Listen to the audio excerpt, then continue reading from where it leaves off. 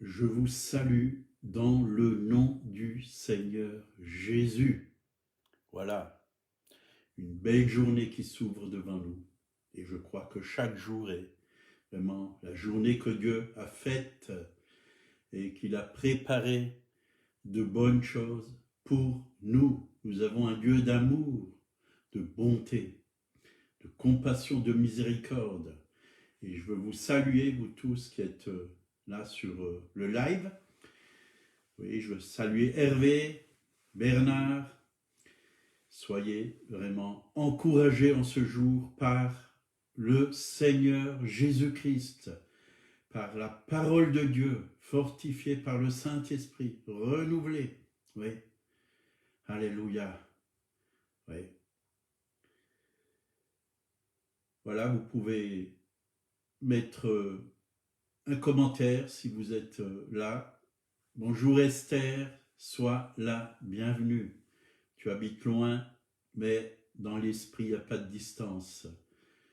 Tu es tout près de nous. Spirituellement, on est unis, tous d'un même cœur, une même âme. Bonjour Paddy, sois le bienvenu. Alléluia, alléluia. Voilà, on va prier. Les trésors du ciel. Voilà, partie 82. Seigneur, nous t'apportons vraiment toute cette journée.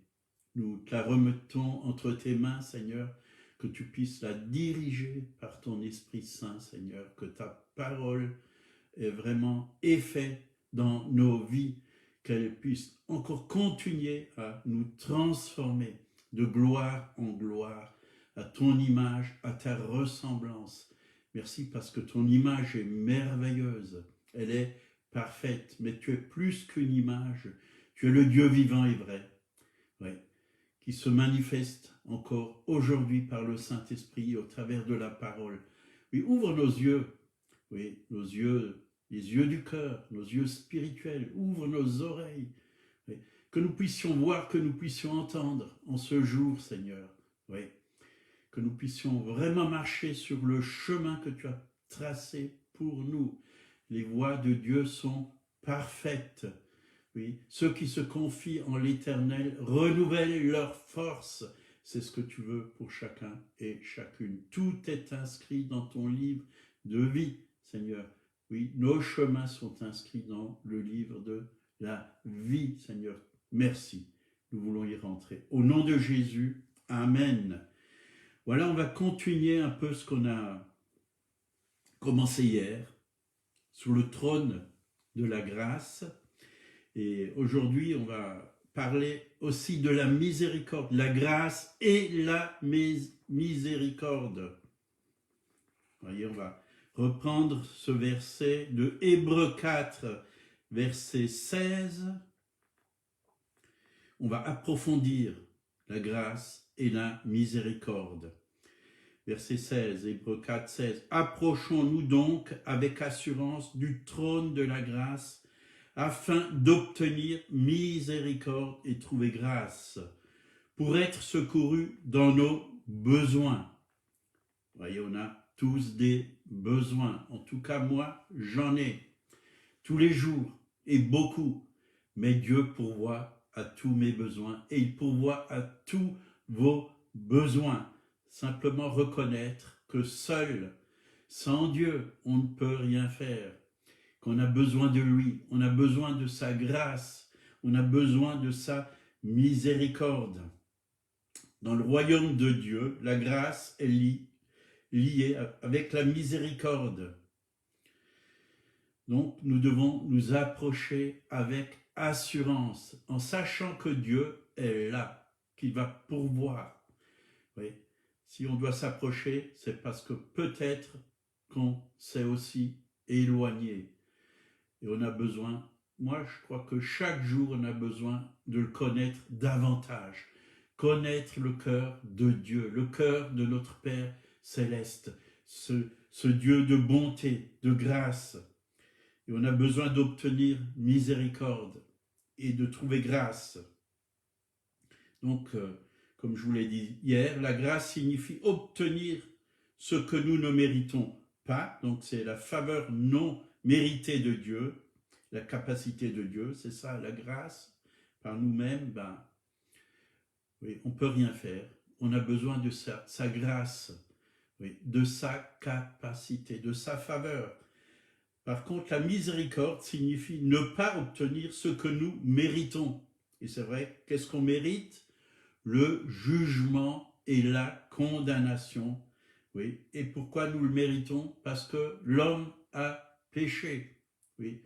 Et la loi nous condamne. Nous condamne. Mais Dieu nous fait grâce. Alléluia. Dieu nous fait grâce. En tant que pécheurs, nous ne pourrons pas recevoir la faveur de Dieu sans recevoir sa miséricorde. Sans miséricorde, il n'y a pas de grâce. Donc la miséricorde met de côté le jugement et le péché. La grâce nous dit de venir à Jésus, Jésus-Christ. Parce qu'il a placé nos péchés et notre jugement sur lui. Lui, il a été jugé à notre place, à la croix de Golgotha. Il a pris notre place. Il nous a rachetés par son sang. Il est l'agneau de Dieu qui ôte le péché du monde. Donc le mot miséricorde en hébreu, kev, sed, donc qui signifie se montrer bon, la bonté manifestée à travers la miséricorde. Être bon, être aimable, ça c'est le cœur de Dieu. Mais c'est pas seulement le cœur de Dieu. Si nous nous approchons de lui, il va nous communiquer cette bonté. Oui, il va nous donner d'être aimable, d'aimer ceux qui sont autour de nous et même ceux qui nous font du mal et nos ennemis. Il va nous le donner. Il va nous donner son cœur. Ce qu'il y a en lui, il va nous le communiquer. Et on a besoin de lui. On a besoin de lui. Moi, je ne peux pas aimer mes ennemis. Mais quand je m'approche de Dieu, je reçois une telle dose d'amour que je peux aimer même ceux qui me font du mal et pardonner ceux qui me font du mal. Et là, dans Exode, chapitre 33, verset 19, il est dit « Je fais grâce à qui je fais grâce et miséricorde à qui je fais miséricorde. » Voyez, c'est Dieu qui fait grâce et qui fait miséricorde. Et il le fait pour nous, oui, parce que si nous sommes là, c'est qu'il l'a fait.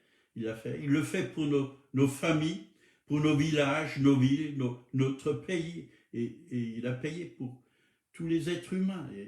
Et sa bonté durera toujours et il désire la manifester sur toutes les nations, sur tous les êtres humains. On a besoin de sa grâce et de sa miséricorde. Et c'est vrai que dans l'Ancienne Alliance, déjà Dieu a manifesté sa grâce et sa miséricorde. Même David, qui aurait dû être lapidé, parce que, premièrement, il a commis l'adultère, il a fait tuer Uri, un meurtre, et il a menti. Dans 2 Samuel 12, 13, David dit à Nathan, « J'ai péché contre l'Éternel. » Et Nathan dit, « L'Éternel pardonne ton péché. Tu ne mourras pas. » David a plaidé coupable et l'Éternel lui a accordé sa grâce et sa miséricorde. Voyez, Dieu, quand on reconnaît nos péchés, nous fait grâce et nous fait miséricorde. Alléluia. Est-ce que nous reconnaissons nos fautes? C'est important de réaliser que on faute. Chaque jour, on faute et on a besoin de la grâce de Dieu. On a besoin de venir au trône de la grâce et de lui remettre tous nos fautes, tous nos péchés, tous nos manquements. Et Dieu nous pardonne. Dieu est bon, mais Dieu fait plus que nous pardonner. Dieu nous délivre, nous fait grâce pour que nous ne puissions pas recommencer à chaque fois et à chaque fois. Et là, on parle du trône. Ésaïe 16, 5 nous en parle. Et le trône s'affermira par la clémence, et l'on y verra siéger fidèlement dans la maison de David un juge ami et droit, et zélé pour la justice. Vous voyez, ce juge, oui, Dieu est un juge, mais juste et bon, pas comme les juges de ce monde. Il est sur le trône, il règne, et il désire vraiment nous faire grâce et nous donner sa justice, pour que nous puissions régner avec lui, ici-bas, sur cette terre, faire les œuvres. Oui, la miséricorde ou la clémence, c'est une pierre de fondation du royaume de Dieu. Et la miséricorde, c'est vraiment une partie de la nature de Dieu. Il nous a dit le trône s'affermira, il le rendra ferme, solide, stable. La miséricorde, c'est le caractère éternel de Dieu. Voilà, là, le caractère du roi des rois nous est révélé. Il règne, il est sur le trône, mais gloire à Dieu, il nous a fait asseoir avec lui dans les lieux célestes en Jésus-Christ. Et nous aussi, on peut avoir ce cœur, oui, de compassion, de miséricorde. Nous pouvons aimer, nous pouvons pardonner. Oui, depuis le trône, parce que nous sommes spirituellement dans les lieux célestes, même si physiquement nous sommes sur cette terre, mais dans notre corps physique, nous manifestons de notre cœur, de notre regard, de nos paroles, sortent la miséricorde, la bonté, oui, l'amour de Dieu le Père. Nous communiquons ce que nous avons reçu là-haut, devant le trône, dans les lieux célestes, en Jésus-Christ. La nature même de Dieu. Nous sommes participants de la nature divine. Alléluia, alléluia. Notre nature vraiment qui était mauvaise, pécheresse, Jésus l'a crucifié à la croix. La Bible dit que nous sommes morts au péché, mais que nous sommes vivants pour Dieu en Jésus-Christ. Et c'est cette nouvelle nature que nous voulons manifester. Laisser cette nature vieille de péché sur la croix, dans la mort, même dans le tombeau, puisque Dieu l'a enterré. Alléluia.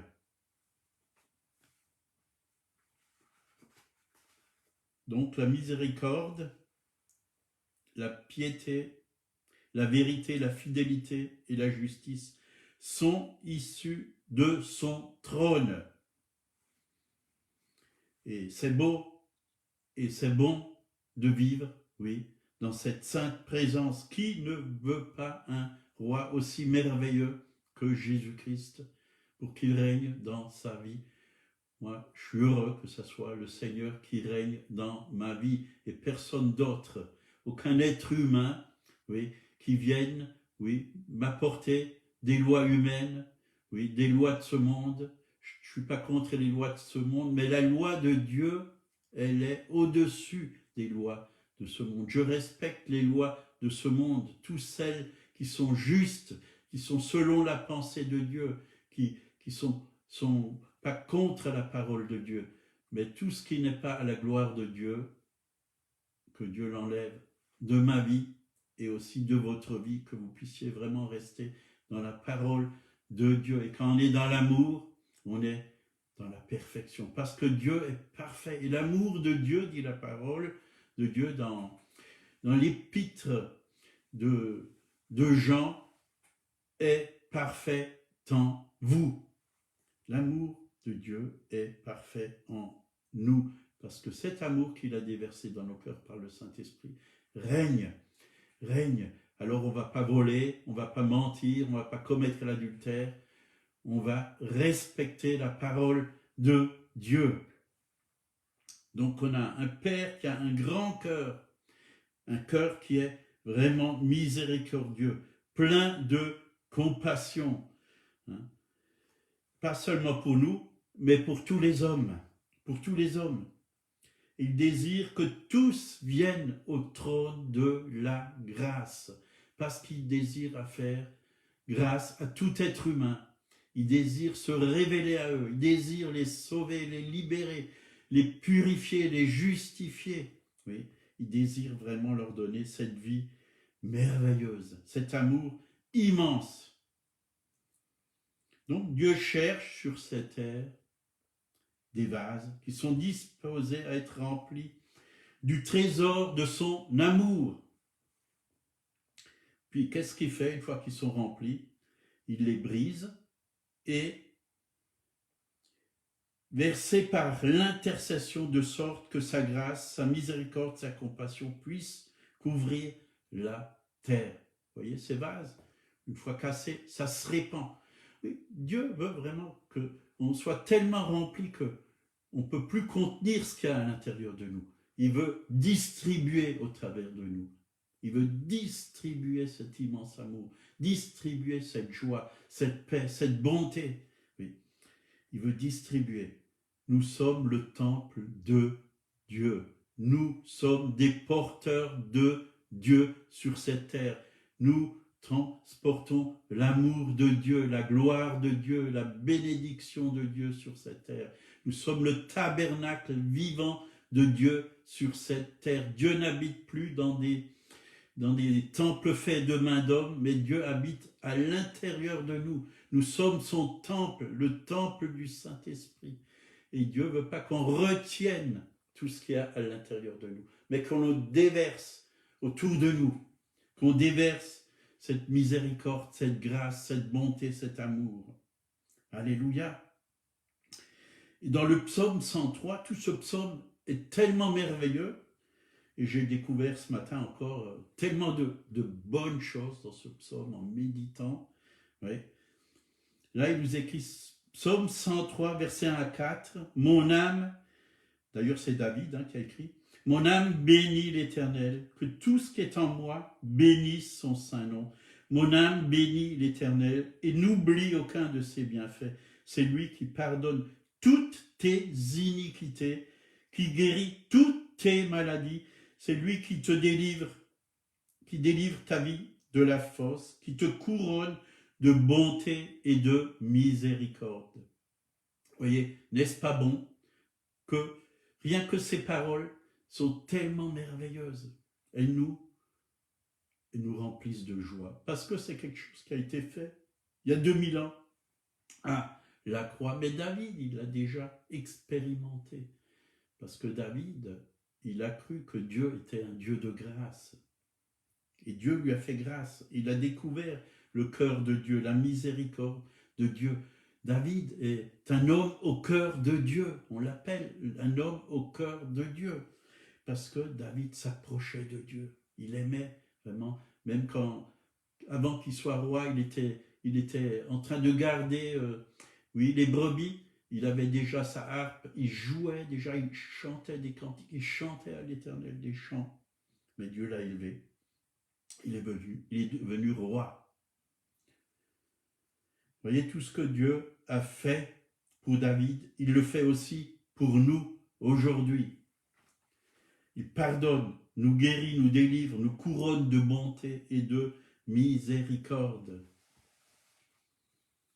Toujours dans le psaume 103, verset 6, l'Éternel fait justice, il fait droit à tous les opprimés. Et il y en a des gens, des personnes aujourd'hui qui sont opprimées.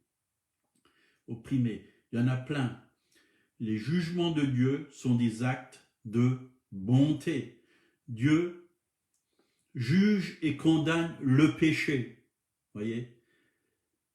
Mais il a un cœur d'amour et de compassion pour le pécheur. Vous voyez, c'est le péché que Dieu condamne. Il ne nous condamne pas. Il a déjà pris toute condamnation, à la croix, que nous avons méritée à cause de nos péchés. Mais maintenant, il ne condamne pas le pécheur. Dieu aime le pécheur et il pardonne son péché. Mais il n'aime pas qu'on reste dans le péché. Il veut nous délivrer, il veut nous sauver du péché. C'est un Dieu d'amour. Oui. C'est un Dieu d'amour. Amen. Il a de la compassion pour le pécheur. Il ne veut pas le laisser dans cet état. Quand il le voit, il a envie de le sauver. Mais pour qu'il puisse le sauver, il faut que la personne vienne vers lui et qu'il reconnaisse son état, sa faiblesse, ses fautes. Et le sang de Jésus lave, purifie. Et c'est lui qui nous donne la grâce, c'est-à-dire la capacité de pouvoir vivre une vie nouvelle, une vie sainte.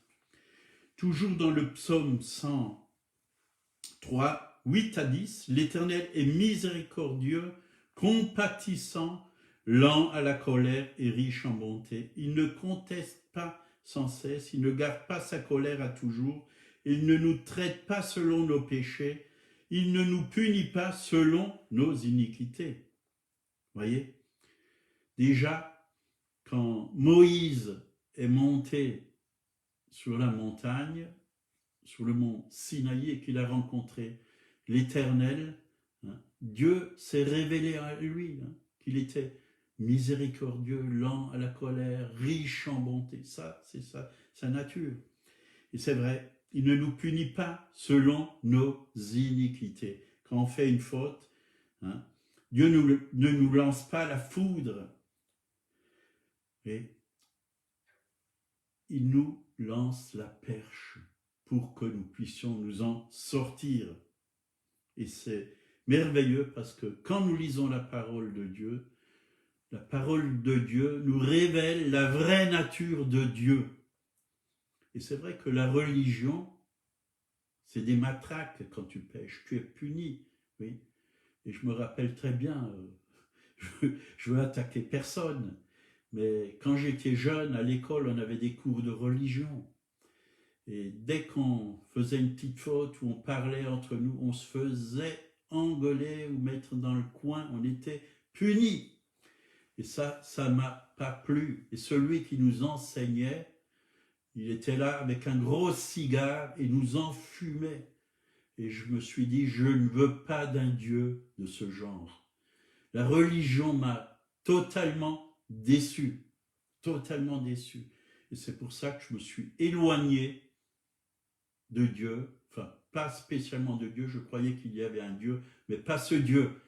Et je me suis éloigné, j'ai goûté à des drogues et je pensais, il y a certainement un Dieu, je ne le connais pas, j'aimerais le connaître, mais un jour il s'est révélé à moi. Et gloire à Dieu.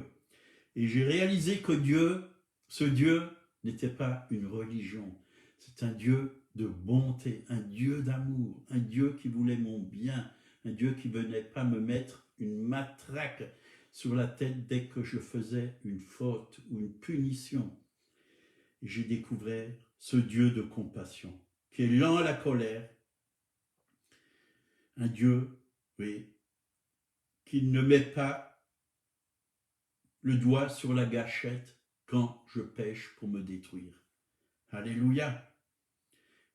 Il préfère me montrer sa miséricorde, sa bonté. On continue dans le psaume 103, versets 11 à 13. C'est un psaume très riche. C'est bon de le lire et de le relire et qu'on extrait toute la substance. Il y a tellement de choses et je crois plus qu'on va le lire, plus qu'on va être encouragé, plus on va connaître aussi le cœur de notre Père céleste. Mais autant les cieux sont élevés au-dessus de la terre, autant sa bonté est grande pour ceux qui le craignent. Autant l'Orient est éloigné de l'Occident, autant il éloigne de nous nos transgressions. Comme un père, voilà, c'est un bon père, notre Père céleste, a compassion de ses enfants, l'Éternel a compassion de ceux qui le craignent. C'est-à-dire, on veut vraiment craindre Dieu, aimer Dieu, respecter Dieu, vivre avec lui. Et Dieu a compassion de nous. Quand on fait une faute, oui, Dieu va nous relever. Il va nous relever. Alléluia. Donc, combien haut sont les lieux au-dessus de la terre? les astronomes nous disent que l'univers s'étend à l'infini. Donc, l'amour de Dieu, hein, et la miséricorde de Dieu pour nous sont sans limite. Sans limite. Dieu nous aimera toujours parce que Dieu est amour. Et vous pouvez lire vraiment dans 1 Corinthiens, je crois que c'est chapitre 13, sur l'amour, 12 ou 13, je crois plutôt 7. L'amour, qu'est-ce que c'est que l'amour? L'amour ne soupçonne pas le mal. L'amour est parfait. L'amour couvre une multitude de fautes. Et ainsi de suite. L'amour, il y a tellement de choses. Et ça va vraiment nous éclairer. Et ça va nous montrer qui est aussi notre Père et qui nous sommes en lui. Comment nous devons vivre, oui, en Jésus-Christ. Voilà, ça nous dépasse que l'amour de Dieu, oui, est infini. C'est au-delà de notre compréhension. Dieu a enlevé nos transgressions. Tout comme un Père terrestre affectueux, Dieu aussi nous discipline. Dieu châtie celui qu'il aime. Mais le mot châtier ne veut pas dire, oui, nous mettre des baffes, des gifles, des coups de pied au derrière. Non, le mot châtier, c'est corriger avec amour et nous montrer le chemin de la justice. Nous remettre sur le chemin droit. Nous corriger. On a besoin d'être corrigé. On est ses enfants. Comme nous, on corrige nos enfants quand ils font quelque chose qui n'est pas juste, qui n'est pas bon. On lui dit avec amour, ne fais pas ci, ne fais pas ça. Mais on lui montre pourquoi. Pourquoi? Parce que c'est pour son avantage qu'il ne le fasse pas. Donc, que nous puissions garder au fond de notre être cette image de la bonté de Dieu, de l'amour de Dieu, oui, et que nous puissions apporter cette image autour de nous. Les gens en ont besoin. Les gens sont dans toutes sortes de problèmes aujourd'hui, dans toutes sortes d'angoisses, de craintes, quand on voit le chômage qui est en train de venir, les maladies, le corona et toutes ces choses, sans compter oui, de toute la haine, la révolte et les guerres qui se passent aujourd'hui, tout ce que l'ennemi est en train de faire. Mais restons dans cet immense amour et soyons des témoins vivants, soyons dans sa paix, soyons dans sa joie, soyons vraiment dans sa lumière. Approchons-nous du trône de la grâce. On va finir avec un verset dans le psaume 145, verset 9. « L'Éternel est bon envers tous et ses compassions s'étendent sur toutes ses œuvres. » Ses compassions s'étendent sur toutes ses œuvres. Il est bon envers tous, fait partie de vous aussi, de moi et de tous les êtres humains. Il aime les êtres humains. C'est pour ça qu'il est venu. Il n'est pas venu pour nous juger, nous condamner, oui, pour nous envoyer en enfer. Bien au contraire, il veut nous sortir de là. Oui. Parce que l'enfer n'a pas été créé pour l'être humain, mais pour les démons, pour le diable. C'est pour lui qu'elle a été créée. Bien sûr, il y en a qui vont y aller parce qu'ils rejettent ce Dieu d'amour et de compassion. Voilà, que Dieu vous garde en ce jour. Seigneur, que ta paix, ta joie, ta compassion, ta bonté, ta grâce, oui, soit abondamment dans nos cœurs, que nous puissions vraiment être des porteurs autour de nous de qui tu es, Seigneur, oui, des ambassadeurs de Dieu où tu nous places en ce jour, des témoins vivants. Merci Jésus, merci parce que oui, nous avons vu que tu pardonnes nos péchés, tu guéris nos maladies. Dieu le fait aussi pour vous ce matin si vous êtes malade. Apportez-lui, oui, toutes ces choses. Apportez-lui vos péchés, vos maladies. Il les a pris sur lui à Golgotha, sur son corps, dans ses meurtrissures, vous avez été guéris. Vos péchés ont été effacés par son sang précieux. Si vous ne connaissez pas Jésus, recevez-le comme votre sauveur personnel. Il désire vous sauver, vous délivrer des ténèbres et de la mort, oui, de ces puissances de haine, de méchanceté, oui, démoniaque. Il désire vous donner la vie éternelle. Venez, il a payé pour vous à la croix de Golgotha. Il vous aime abondamment. C'est un Père parfait et bon. Il m'a manifesté cette bonté, il va vous manifester cette bonté. Recevez-le dans votre vie au nom du Seigneur. Voilà, bonne journée, à demain à 8 heures. Que Dieu vous garde.